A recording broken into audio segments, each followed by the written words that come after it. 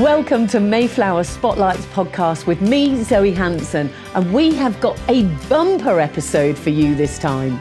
From Steps, we've got Claire Richards and Faye Tozer talking all things Here and Now, the Steps musical.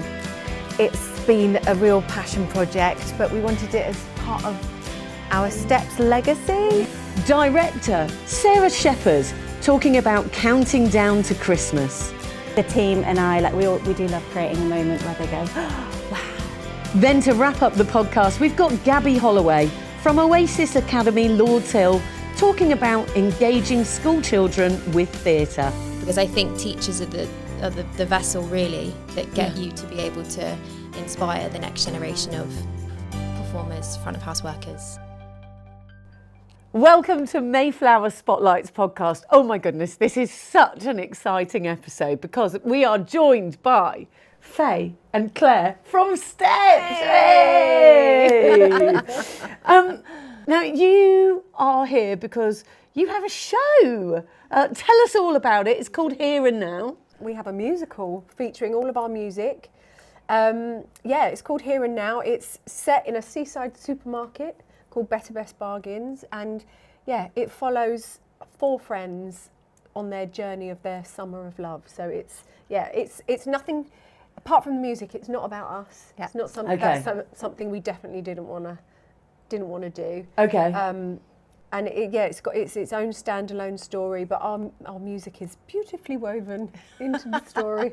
And how did that come about then? Because were you looking for a kind of vehicle for your music? No, we wanted to do a musical, right, us as a band. Yeah. I think we were inspired by Mamma Mia years and years and years ago. I mean, of course. And I think back in those days, it was just like a little, tiny thought, wasn't Maybe it? we could do that one day. But then I think when we got together with our management in 2017, it was something that we really wanted to talk about and really bring it to life. Yeah. And we knew that they could facilitate it and find the dream team for it. It's taken a long time, lots of different writers, lots of different scripts being sent in. We tried to write the story ourselves as well. Yeah. We ended up with a brilliant writer called Sean Kitchener.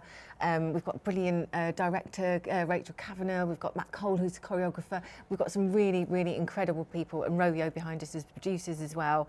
And it's been a real passion project, but we wanted it as part of our Steps legacy. Yes. And it's for being around for so long now, we're still here, it's just amazing that we've been able to bring this story to life. And it's so joyful, and we're so proud of it. Yeah, and it gives us a bit of a break. Oh, so we can watch let other people sing our songs. Well, I was going to say exactly that. So how does this differ from going to a Steps tour, sort of? I mean, not for you guys. I mean, obviously you're doing a little less dancing, but it's obviously a different story, and it's our music in there. But I think it is just as joyful to go to the theatre and enjoy our songs in this way as it is to come and see us in concert. Yeah. You're not allowed to dance until the end, in the mega mix, and then you can, and then you can join in, and then it's no holds barred. No holds barred. You can sing, you can dance, you can. In the aisles, all of it. Yeah. Throw champagne if you want. Well, I don't know why you waste it, but no. We're saying probably don't. We can't do that. Yeah, just drink. Yeah. Just drink the champagne first. But it's a real sort of there's nostalgic nods back to the 90s within the costume. I mean, the brilliant characters are very relatable, very down to earth. It's really a very British style of comedy as well. I would compare it to maybe Dinner Ladies, we've said. It's that great one-liners, very Victoria Wood, Julia Walters. Yeah. Like that whole British thing, isn't it? But you said then it's very nostalgic for the 90s. Well, it is. But that was only about a fortnight ago. I know, and I can't believe that you were around in the 90s. Well, late 90s. Yeah, right. Yeah. I mean, we were alive. Well, some of them, So, gosh, I still think the 90s was like 20 years ago or 10 years ago, and it's not. It's nearly 30. Oh, don't. So there's a heartwarming story throughout, isn't there? There is. And Here and Now is on at Mayflower Theatre. What can we expect from the story? What can we expect to feel from this? You will feel just about every emotion. You will cry. It's a roller coaster of a story. It is. Okay. Yeah. And I hate using the word roller coaster, but it really is. Yeah, you will cry more than once. Yeah. you will laugh a lot. Yeah, so there's some brilliant characters in the show as well. We're very lucky to have Finty Williams in the show at the moment, aren't we? Oh my God, she's who brilliant. plays Patricia, who's the manager of the supermarket, and she's just brilliant. She comes on with her heightened accent and all her there's some brilliant moments, and these are in and around the main characters, but the main story is about different people's journeys in their love lives. Yeah. Oh, okay. Centred around Kaz. So Kaz is, she's about to turn 50, and her life seems perfect, basically. She's happily married, she's about to adopt a child, she's been approved to adopt a child, and her friends, Robbie, Nita and Vel, all look up to her as if, like, that's what they want their life to be. They're all very different characters, because you've got Nita, who's really shy. You've got she's got a massive crush on someone and she can't tell him. And you've got Vel, who's kind of settled and everything's all right. She's plodding along, but it's kind of loveless. But it's sort of just moving. Yeah. I wasn't sort of saying, oh yeah, that's where I am. No, I'm not at all. And then we've got lovely young Robbie, who's in his hookup era, who really wants to get together with somebody, but is really frightened of commitment because of whatever issues he's got as well. Yeah, and so Kaz then kind of challenges them by her 50th birthday, which is only in 2 weeks' time, to sort their love lives out, basically. Okay. So Nita has to tell her crush that she loves him. Vel has to end her relationship with Leslie, and Robbie's got to go on more than one date with somebody. Yeah. And they make this pact on the pineapple of destiny, which sounds ridiculous, but it really isn't. Yeah, when you're in the show, I can't wait until the pineapple of destiny makes sense. Yeah, it's very early on, so yeah, you won't miss it. And then it kind of starts to unravel a little bit for Kaz. So while they're all doing their challenges, if you like, it's starting to unravel a little bit for her. And so it's then the journey of that, and there's a lot of laughs, and there is a few tears, and it's and then by the end of it, you are just singing and dancing to a load of step songs. Oh, we love that. Yeah. And it sounds like actually it's a love story of friends as well. Really is. I think that lots of people sort of forget about their mates. Like, well, how's your love life? Well, well, and my mates are enough. That is part of the story as well. Yeah. It's kind of, I don't want to give too much away, but that is also challenged along the way. Yeah. So love yourself a little bit more and look after your mates, and you know, try and be your authentic I'm gone self already. all of the things, you know, and it is quite interesting because it's a really different, diverse bunch of people who work in the supermarket as our cast. And I think what's so lovely about it is it just works, doesn't it? Yeah. And I think we've said this before though, because like we were strangers when we met each other for the audition for Steps, and we came together, and there's something really amazing about having a real diverse bunch of friends who bring everything to the table. And that chemistry. And just, how old were you guys when you first did that audition? So I was 19 at the audition. So I was 20 and I would turn 21 when we first released. That's what it was, because it was in... you must have been 21. Because it was in the May 97. Hold on. And then we released, and we released in December, and my birthday was November, so I was 21 when we released. Oh yeah. Yeah. Wow. So I was 20. You're only little, you're the baby of the bunch. You are! It's only a year then, because I was 19. I'm going to have to do the math later. I can't figure that out. Right. It was Wednesday, not Tuesday. You were born in 75, I was born in 77. Yeah. I feel like there's other things that we could talk about. But that's really hurt my brain. But so if had you not gone for that audition, okay, so take the whole Steps thing out. What do you think you might have ended up doing? Do you think you might have ended up performing anyway? I mean, you were. Yeah, I was auditioning for everything. Okay. So before Steps, I'd been sort of travelling the world doing the showgirly thing. I was singing as a lounge singer at the Hilton Hotel in Park Lane. I was doing covers and things all around. Yeah, I was busy doing stuff and auditioning for everything. So I was auditioning for Cats and who knows what else. But this came up. But we thought this was just going to be one single as well, didn't we? Did you really? Well, that's what we were like auditioning for. We auditioned. Yeah, it was her record deal originally was for one single with options for 2 more singles and an album, but so we didn't know, but we were meant to be a fully fledged line dancing band. dancing We were band. only ever meant to do line dancing songs. Stop that. Yeah. That was actually That's what we it. were and there were put together other songs At that the we may or may dance not have ranch. recorded. Dun-dun-dun-dun, Yeah, the dance at ranch. the dance ranch. Yeah. All sorts. What was it? Stomping. My feet to the rhythm, stomping. My feet to the beat, stomping. Yeah. My feet. Kicking my heels down Grapevine Street. What do you think of this sort of resurgence of country music then? Do you Oh, I think love it a bit might of- be a line dancing comeback? You can't call it country. No, music. 5, 6, 7, 8 wasn't country. That's really music. stretching it. Yeah, It's got a country music violin, right? at the beginning. Yeah, Yeah. yeah. I yeah, We I think love that's it. pushing it. Yeah. I love country music. I love Kelly Yeah. Underwood. She's my favourite. Oh, yeah, it's good. Yeah. I mean, we love country music. Yeah. Yeah. I don't think we'll be involved in any kind of resurgence of that. Now, you were around when there were lots of boy bands, lots of girl bands. We've seen the documentaries and all of that stuff, and the whole Britpop thing as well. Is there a band or a group or whatever that you think, I would have loved to have been in that one? Oh, all of them.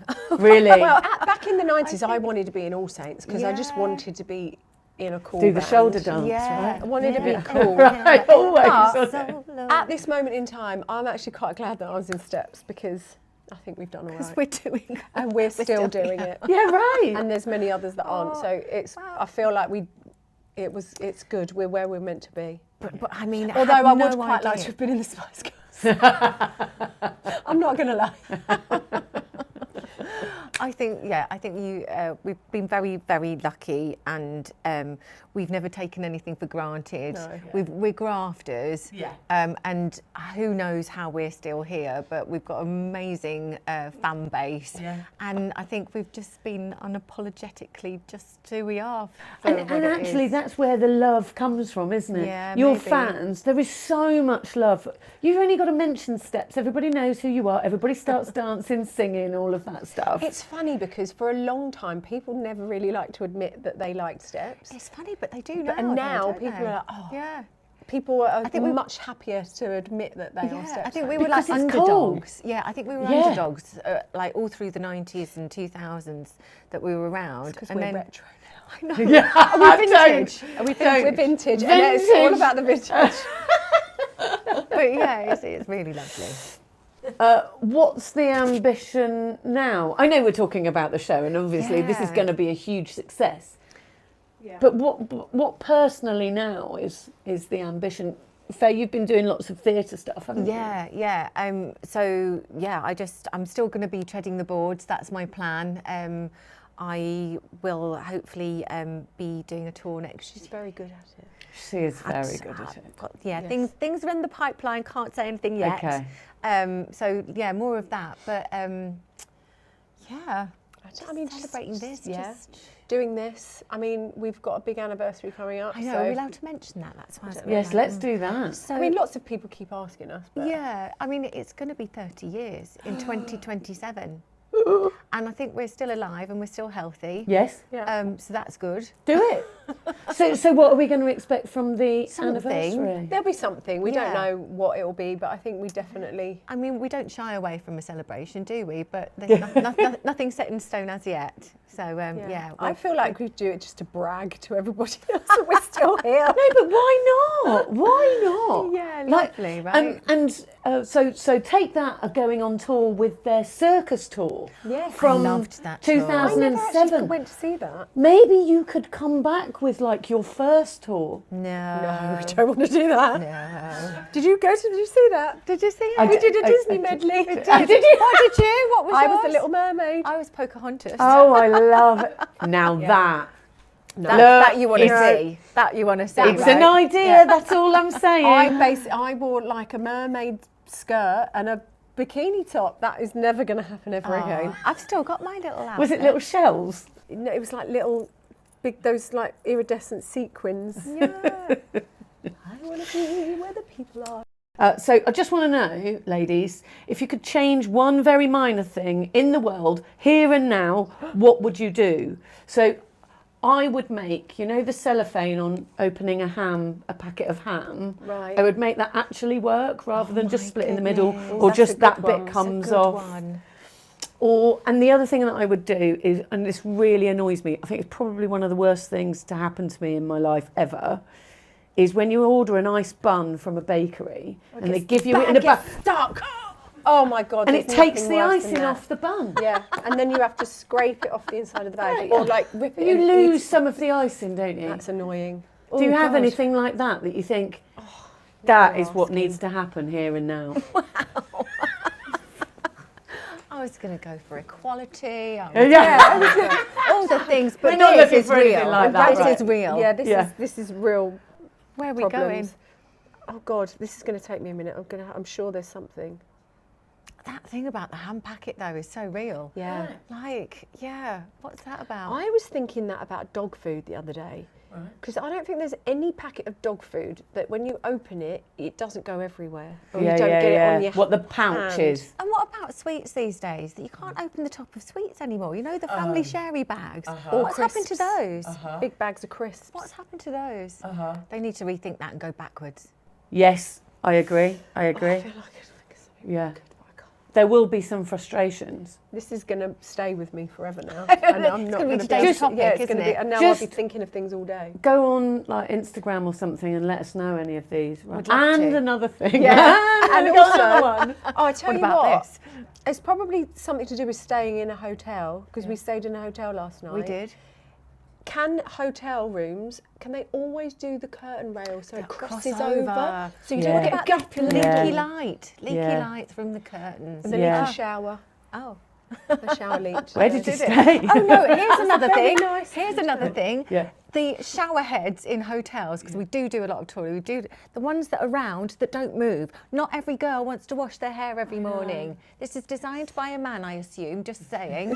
And I'd like to have that changed, Yes. please. Even if you could We tilt want it the on a head. thing, don't Or we? Tilt the you head so you also don't have to go have under. just one of those. So We you want know that it's hose. They're all movable. too low though. If they're in the cubicle, Yeah. it's like it's too low for the handy one, so you can't even angle it to be a body it's just situation. You have to. No. I knew there'd be something. There we go. That's So what we many need to things. happen here Also, do you and know now. what I did? Oh, hang on. I've got one more thing. Go One on. last one. But this, I've never done this before, but I had to do it the other day. We ran out of toothpaste the other day. Okay. And so we had a very empty one. I was trying to squeeze it out, and I actually got a pair of scissors and I cut it just to see, because I always just How much is assume in that there? every bit of toothpaste comes out of a toothpaste Yeah. tube. There was enough for another 2 days worth. Oh my gosh. Here we go. I'm just saying. We're being living crisis, frugal yeah. with Claire. Well, I did buy some the next day, but I had no choice because I had no toothpaste and I didn't want to inflict that on anybody. Agreed. But Sign of the times. there was a babe. lot left. Right. A lot. Do you know what this has become? A lifestyle podcast. I feel like this is going to be my podcast forever. I'm going to start my own little Yeah, I love feeling it. Moaning. Do Because it. I love them. I love complaining and moaning. Yeah, about everything. but these are like those little things. Yeah, little nuggets. Aren't they Everyone's brilliant got for? one. Oh yeah, and And another thing. And I tell you what, And another thing. I've come up with a bit of a game to play with you guys. Okay. All right. Here's the quiz. And it's Is it a quiz? 'Cause called. I love a quiz. Yes, it is. Amazing. Oh, I do. I love a quiz. Now this game, all of the answers are either 5, 6, 7, or 8. Okay. Okay. So is there any chance you might be able to sing, like come up with a theme tune for it? I don't know. Is there any chance you might be able to? Do you know any songs that have got that in? No. No. Maybe we could just Maybe chant just it. chant it. 5, 5, 6, 7, 8. 8. There you go.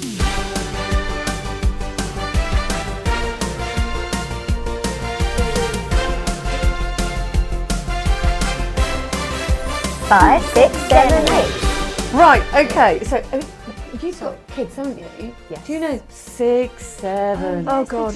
What is I that? have no idea, but I getting the look from my daughter over there to say, don't do talk it. Ah! Don't say it. Don't. Mortified Six, seven. children. What is that? Lots Does of- anybody know? Nobody even knows. It's a bit Sigma, isn't it? And we look really sad trying to guess what it is. Like, It we're just Chibbity shows- toilet It just and all shows that. how old we are. I know, right? My daughter's taught her nan to do it. My nan's at the golf club going, 6, 7, what is going on? Anyway, we're okay. playing a game. Okay. Right, 5, 6, 7 or 8. Okay. Okay, so complete this title. They were the Enid Blyton books, the famous 5. David Beckham wore what number on his 7. shirt? How many legs do spiders have? 6. 8. Oh. Oh, that was Oh. interesting. Oh. Yes, it was Why do you 8. know Well 6? done. What's got 6 legs? An ant. No, it's insects. Yes, an ant does have 6 legs.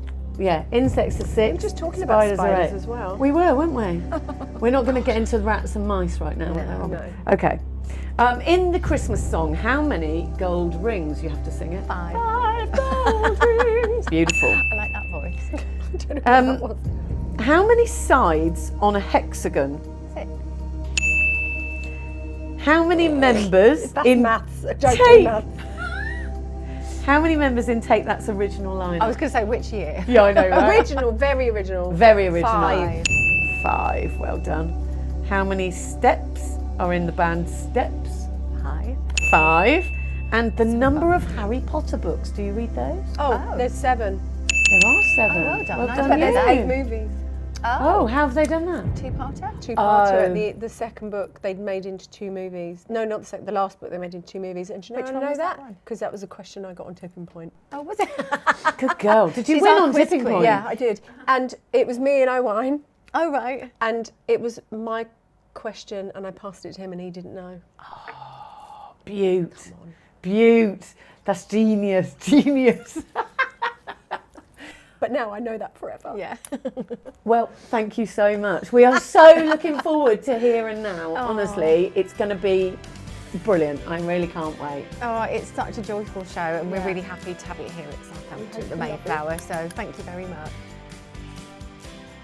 During this episode, you may hear some music in the background, and that is because one of the shows is doing their tech rehearsal right now. We are working in a live theatre, and we absolutely love it. Just introduce yourself for me, please. Okay, so I'm Sarah Shephard and I am the director on Counting Down to Christmas at Mayflower Studios. So tell me about Counting Down to Christmas. This is it's a children's show. It's quite interactive. Give me the rundown on what Counting Down to Christmas is. Okay, so Counting Down to Christmas, it's an original show, so we made it back in 2023, first time around, and it follows the story of our main character, Ebby, who has just moved into her brand new house on Holly Lane. Ebby is not a big Christmassy person. She's a little bit of a Scrooge, hence Ebby, Ebenezer. Oh, of course! I was trying to work that one out. Yeah. Little nods there to Christmas Carol, but she moves into a new house in Holly Lane, which unbeknownst to her is the most Christmassy place on the planet. They all go big on Holly Lane for Christmas, especially her neighbour Bob, who she meets quite quickly at the top of the show. He sends 100 Christmas cards in the post. He does the Santa fun run. He's counting down to their big Holly Lane Christmas street party. And then over the course of the show, a series of mysterious letters and parcels arrive through Ebby's door, and they don't know who they're from. And with each one that arrives, Ebby and Bob, they get to know one another, they learn from each other a little bit, and they actually end up forging a really lovely friendship by the end of the show. So Lovely. It's lovely. And it's all sort of wholesome and feel good and all of that stuff. All of that stuff that you really want for Christmas. At Christmas, yeah, What for sure. kind of age group have you got in mind for coming to this show? So we make it with an early years audience in mind, and so for that we mean generally children under the age of about 7 or 8, but from 0. So we have babies come and see the early years show at Mayflower Studios. What do they say about it? Oh, they say, whoa, whoa, whoa. Hey, it's great. The whole idea was that you could bring your 5-year-old and your 1-year-old, or your 7-year-old and your 2-year-old, and there'd be something for everybody, for the whole family. Because actually that's a really important thing to do, because if you have got a 7-year-old and a 2-year-old, they're actually at quite different stages. So to find something that will appeal to both of those is quite difficult. It's really hard, especially at Christmas. Yeah. When it's obviously like you get the lovely big shows, the big pantos and things, but if you've got a little one or one that's maybe not quite ready to make that leap, then it's a really lovely offer for them, I think. And this is on at Studio 2 Mayflower Studios. That's it, yeah. And lots of people have said about it being beautiful and very interactive, I don't quite understand how it's interactive. And talk to me about that. Okay, so I think when we think about how we can engage that really kind of broad audience demographic of like a baby and, you know, a 7, 8-year-old, and also the grown-ups that come with them because they need to enjoy it as well.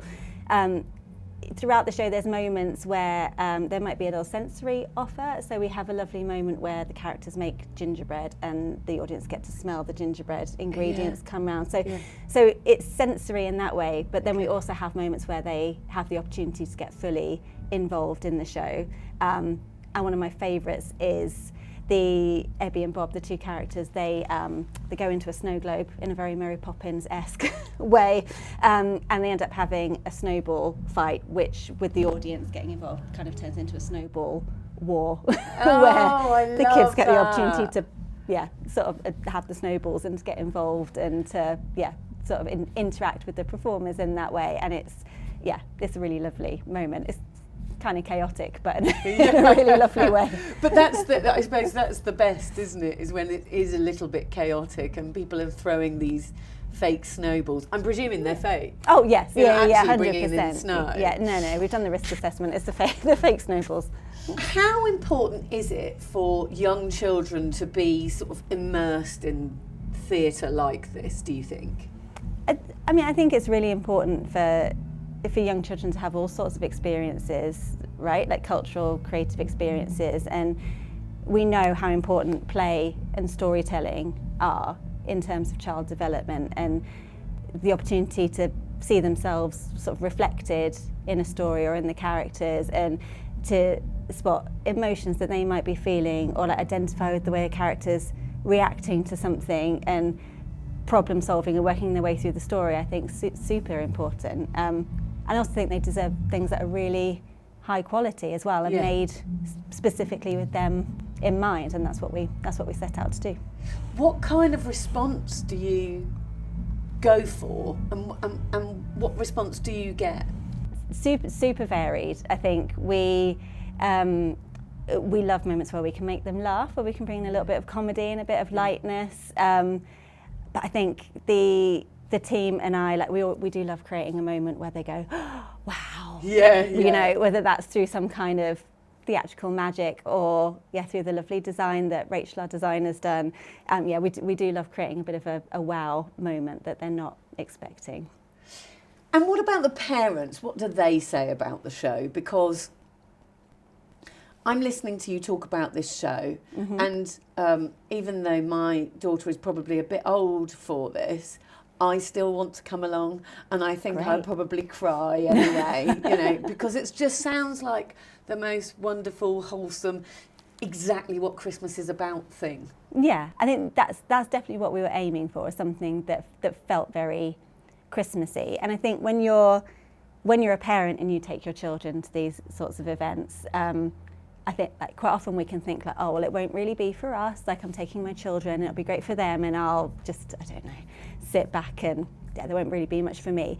But I think what we aim to do with our shows in Studio 2 is to make sure that there's a layer in there that kind of engages the adults as well. Yeah. So, I mean, it's something that film does really well, right? Like your Pixar films and things like that do really well, where there's always like a level that the adults understand. So I think my favourite, when I'm sat in the audience watching it, my favourite is when you get the kind of the wow from the little ones, and then like the giggles from the slightly bigger ones, and then you get this like low rumble of laughter from the adults when they've kind of seen it. It's hit for them at a slightly different level. So we definitely try and put things in that will keep the adults sort of entertained, and obviously they get invited into all the interaction as well, so they get to play alongside their children, which I think is really, really important. And how much do you love performing and putting on shows at Mayflower Studios? I mean, like, for me, it's local, so there's nothing quite like getting to do a Christmas show and then go back to your own house at the end. Compared to with being on the road. So that's really, really great. But the nice thing about Studio 2 in particular is that it's a really flexible space. So for the early year shows, we take all of the seats out. So it's not done in a theatre style. No, you know, you've got the grandstand seating. No, it's not end on with the seats because they're really small. So the way that Rachel Bainton designs the shows is she does it so that we always say that we try and get the biggest front row we can possibly have, so that you're not blocking a baby's view of the action or a toddler's view of the action. So they sit on mats kind of in this semicircle around the stage with a row of chairs behind. So there should be an option for everybody that suits them, so that they can have a really good view and so that they can feel really immersed in the show if they choose to, but they can also sit and watch, and and they can do that in a really sort of safe, accessible way where they get a lovely view of everything that's going on. So Can I come? Yeah, Can absolutely. I just want to come along and see it and just be immersed in it. It just sounds really magical. Yeah, it is, and I think we always aim for the audience to come in, for them to just go, wow, we love creating those moments, and just we want everyone to leave feeling nice and Christmassy and like they've had a really lovely time together.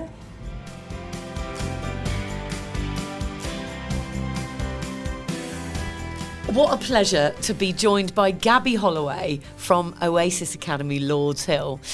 Gabby, first of all, start with the impact that the performing arts has had on you. I think the performing arts on me, I remember it so vividly. My parents would come, when you go to primary school and you do like little song and dance, whatever.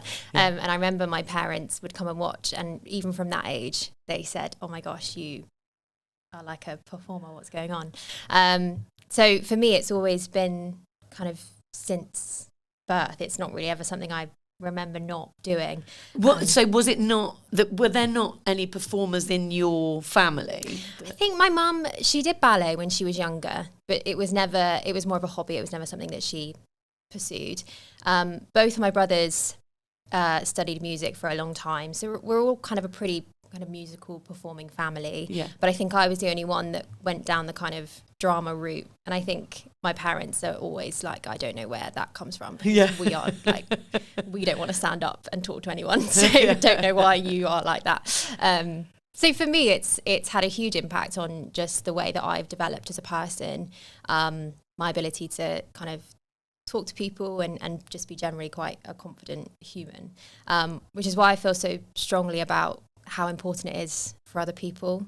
Regardless of whether you decide to go into the industry or not, actually those skills that you develop through performing are just crucial. What gives that confidence? What do you think the impact is on young people at your school, let's say? What does it do for them? I think the children in my school are particularly disadvantaged. Around 50% of our students are disadvantaged. So that's a large proportion of young people that most of them don't have access to performing at all. They don't know what that means. They don't come to the Mayflower all the time. They don't watch dance. They don't really have, some of them don't have internet at home. It's important that they have the ability to have access, because as soon as they have access, they then kind of are open to a whole world of ideas that they never knew existed. I think going back to the fact that they're disadvantaged, we know that when they get to kind of 16 and then when they become an adult, they're going to really struggle in life. And actually, I would argue that they're the people that need performing more. They're the ones that need to be able to articulate themselves effectively. They're the ones that need to be able to stand up in front of people. Because as soon as you get to an adult, people aren't going to categorise you anymore as, oh, you're the child that had free school meals and you're the child that didn't. People kind of get over that. We all have to get on with life, and we all have to go up for the same job opportunities. We all have to do the same things. So actually, they need to learn that, yes, they've been born into disadvantage, but they can overcome it and get out of it. Mm-hmm. And I feel really strongly that performing is one of those things that can really set you apart from other people. I think you being able to kind of be really confident in who you are and what you bring to the table, and having that kind of resilience. They're not things that you're just kind of born with, I don't think. I think they're things that you have to learn. Yeah. And I think performing is one of those kind of main subjects that you're going to learn that in. Yeah, you're so right. So even when I remember when I was a waitress when I was 14, 15, it's a performance, isn't it? Yeah. You have to be confident enough to go and take that table's order and talk to them properly. You're not just there you're not a computer taking the order. No. This is, you're interacting with these people and you're connecting with them. Mm-hmm. and you can do the upsell much better if you are confident, can't you? Yeah, definitely. And it's other things like speaking on the phone or just kind of general being able to sell yourself to people. Yeah. And I think that you need to believe in yourself, and I don't think that comes necessarily from academic subjects in school. I think sometimes you need to have a creative outlet, and it's not just performing. There are other creative industries that are vitally important as well. But I think being able to explore who you are and who you're becoming is really important. Now, how did you come to work with Mayflower? So I don't really know. I thought about this the other day because whenever you start at a school, you then start to get kind of people reaching out to you from local places of kind of, we want to work with you, and a colleague of mine had a link within the Mayflower. And at that point, I don't think there was maybe as much going on as there is now. I mean, this was only 3 years ago, so I feel like the Mayflower's developed so much, even in that short space of time. But I think I just started to work with the participation team, and initially it was doing kind of trips, and they're really good at being able to offer us subsidised prices for us to come and see shows, which was great. And over time, it's kind of developed into a bit more of a closer relationship where I'm working with them a lot more, and I have a lot more of a dialogue with the participation team around. They're often asking, what can we do to engage other schools, and to what is it that you're seeing on the ground that we need to know about? Okay. Because I think teachers are the vessel really that get you to be able to inspire the next generation of performers, front of house workers, And what are those obstacles that you come across? I think money is obviously a barrier. I think ultimately dance and drama are not a mandated subject in schools across the country. So every school has the decision about whether they want to teach dance or drama at Key Stage 3, which is 11 to 14. So there will just be the obstacle that some schools in the city don't teach a subject. Yeah. Which is obviously, I feel very strongly that that's not okay, and that's not fair. But even when I started, which was 3 years ago, we didn't have a solid dance and drama curriculum. Okay. It wasn't valued. So I think there's an element of there's a monetary issue. I think there's a lack of reverence in general for the subject and the art in itself. I think there's a misunderstanding that you study drama to be an actor, or you study dance to be a dancer, and I think that rhetoric is a bit tired. You don't study maths to be a mathematician. You don't. There's, I think, there are other skills here that are quite important. There is, the ability to communicate, there's problem solving, there's teamwork. These are all things that you're learning in those subjects. Life skills, skills, which I think at the moment is really pertinent, especially given how we're kind of absorbed by social media and absorbed by this kind of not real part of life. And actually those kind of real life skills they're not dying out. We still need them. I think there's a couple of different issues. It really varies on the school. Every school is completely different. Some school leadership are really engaged and really want to support, like ours. And then there are others that maybe don't have an understanding. So there's maybe there's an education element there maybe as well. It's sort of we're missing this bit over here, but how far do we swing it back here? And it's just getting in. It's just starting, isn't it? How much difference does the travel subsidy that Mayflower give? How much difference does that make to your school and your students?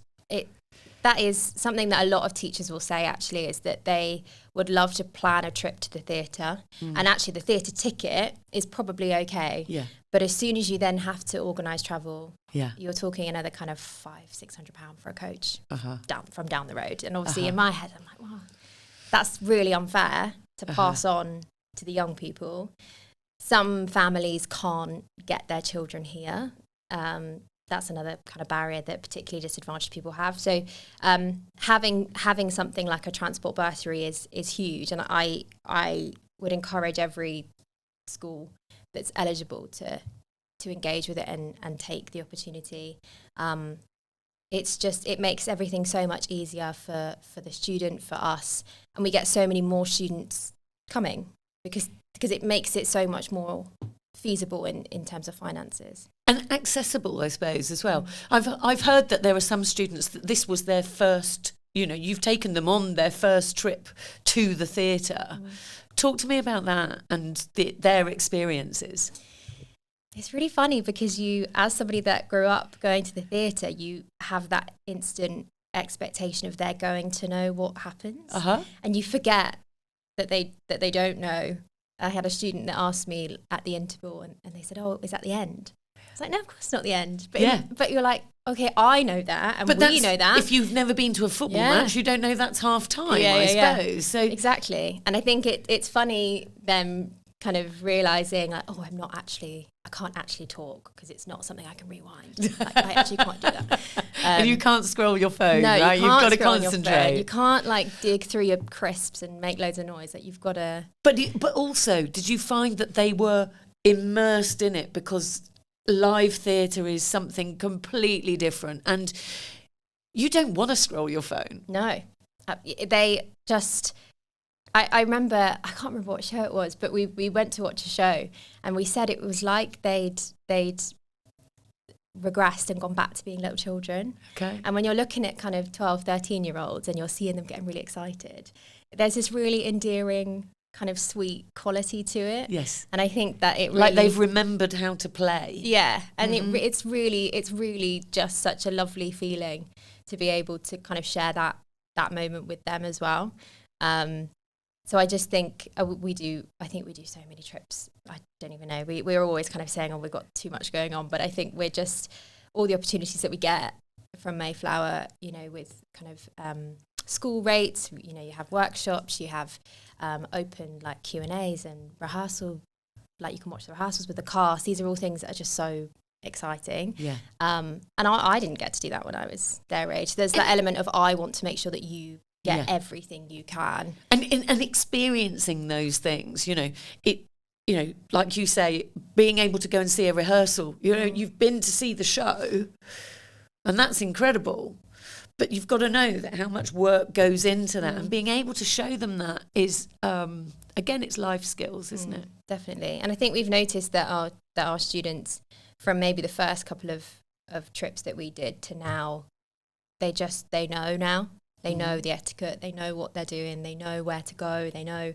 And it's again a really lovely thing to see them growing and developing in that way as well, and becoming kind of like young adults, and they're kind of understanding how the world works, how to work with people around them. Tell me about a specific show that you've come to see, one that sticks in your mind, where you've brought some students from your school and maybe some of them haven't been to theatre before, maybe some of them haven't experienced coming to Mayflower Theatre before, and things that they've said about the show or the theatre or about the experience.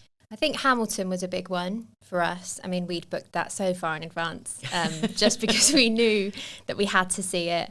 And even myself, I hadn't seen it until I'd come to I'd seen it, the kind of online version, but I'd not seen it live.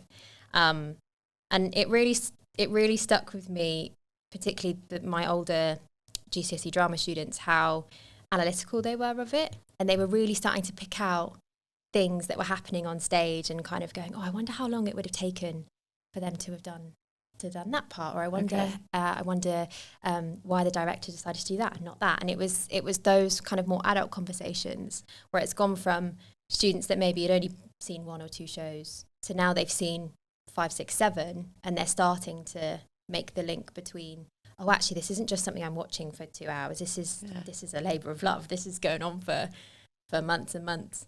And it was a really proud moment for us, because it really felt like their understanding of the art form was really improving, which is exciting from kind of two ways, because it helps us to know that they're going to succeed at our subject, if to keep it kind of plain and blunt as it is from a school perspective, and we want them to succeed. But it also means that when they go on to college and drama schools or whatever, they have a good understanding that will not set them aside from other people. So again, it comes back to that, they're prepared. It doesn't matter where they're from, they're prepared, and they have the same level of understanding as other people. So it was a real kind of, it's a moment we still talk about, just how excited they were and how vocal they were about, that was amazing, loved that, I loved that because, and it's those conversations that are important to us. With a show like Hamilton, I know that it's a long show and it's about American history. I had to do the research beforehand. Do your students now do that thing?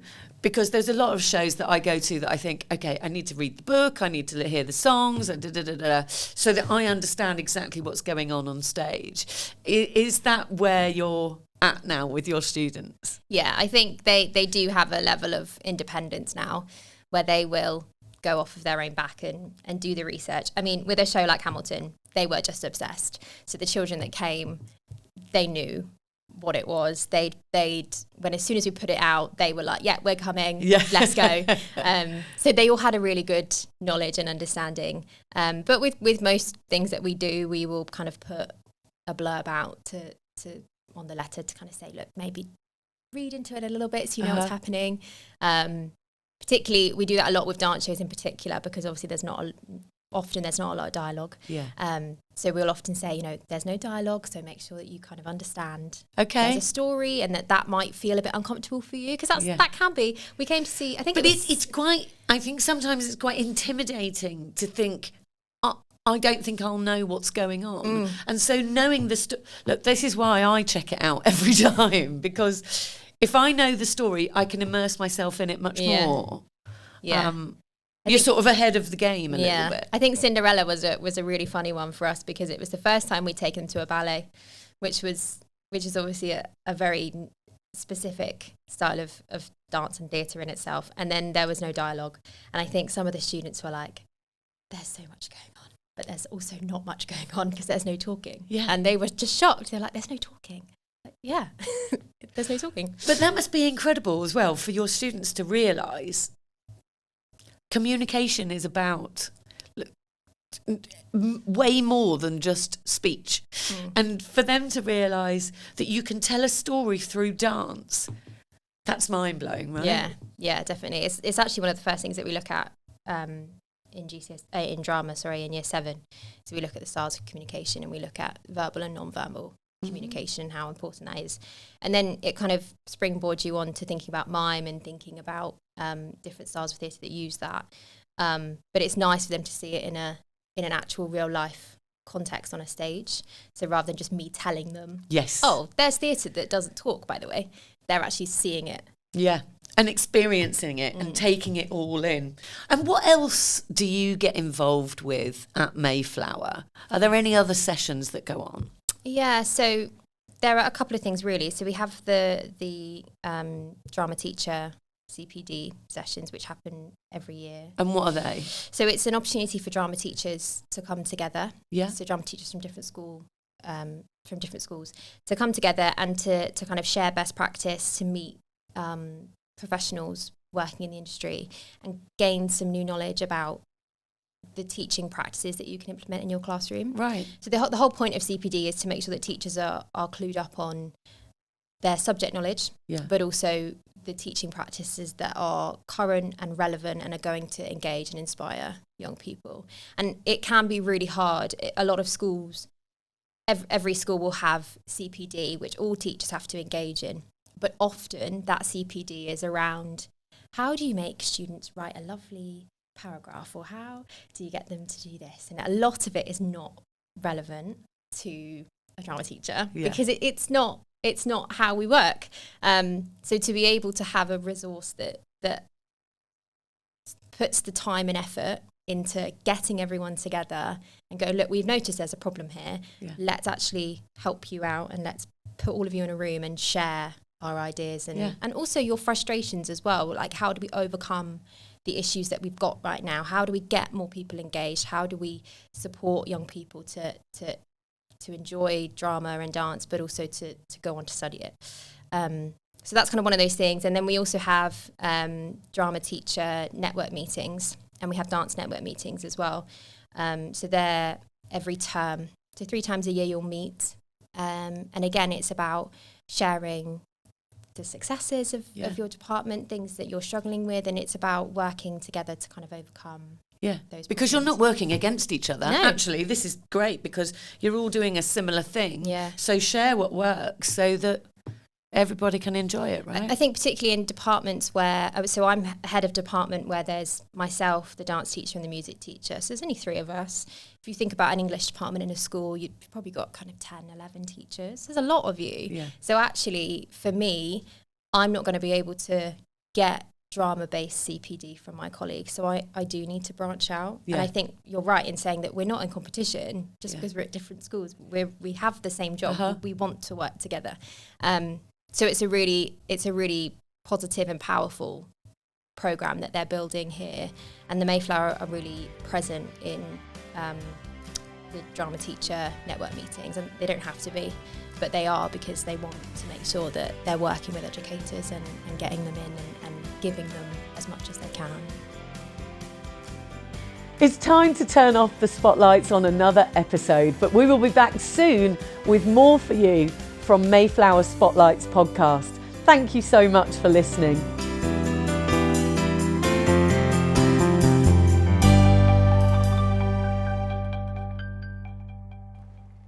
Mayflower Spotlights podcast is presented and produced by me, Zoe Hanson, the podcast lady.